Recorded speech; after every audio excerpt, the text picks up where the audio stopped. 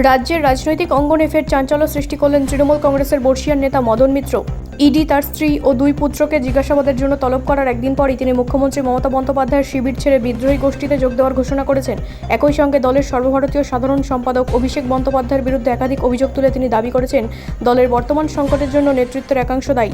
মদন মিত্রের এই সিদ্ধান্তকে ঘিরে রাজ্যের রাজনৈতিক মহলে তীব্র জল্পনা শুরু হয়েছে। দীর্ঘদিন ধরে তৃণমূলের অন্যতম পরিচিত মুখ হিসেবে পরিচিত মদন মিত্র অতীতে একাধিকবার দল ও নেতৃত্বের প্রতি আনুগত্যের কথা প্রকাশ্যে জানিয়েছিলেন, কিন্তু সাম্প্রতিক ঘটনা প্রবাহের পর তার অবস্থান বদল রাজ্যের রাজনৈতিক সমীকরণে নতুন মাত্রা যোগ করেছে।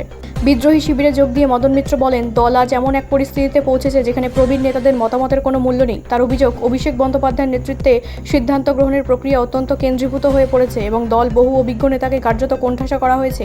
তিনি আরও দাবি করেন, ব্যক্তিগতভাবে তাকেও নানা ক্ষেত্রে অপমানিত হতে হয়েছে। অন্যদিকে রাজনৈতিক মহলের একাংশের মতে ইডির সাম্প্রতিক তলব এবং তার পরপরই মদন মিত্রের এই পদক্ষেপের মধ্যে কোনো যোগসূত্র রয়েছে কিনা তা নিয়ে নানা প্রশ্ন উঠেছে। যদিও মদন মিত্র স্পষ্টভাবে জানিয়েছেন তার সিদ্ধান্ত সম্পূর্ণ রাজনৈতিক এবং দীর্ঘদিনের ক্ষোভের বহিঃপ্রকাশ। তৃণমূল কংগ্রেসের তরফে এখনও পর্যন্ত এই ঘটনার আনুষ্ঠানিক প্রতিক্রিয়া প্রকাশ করা হয়নি।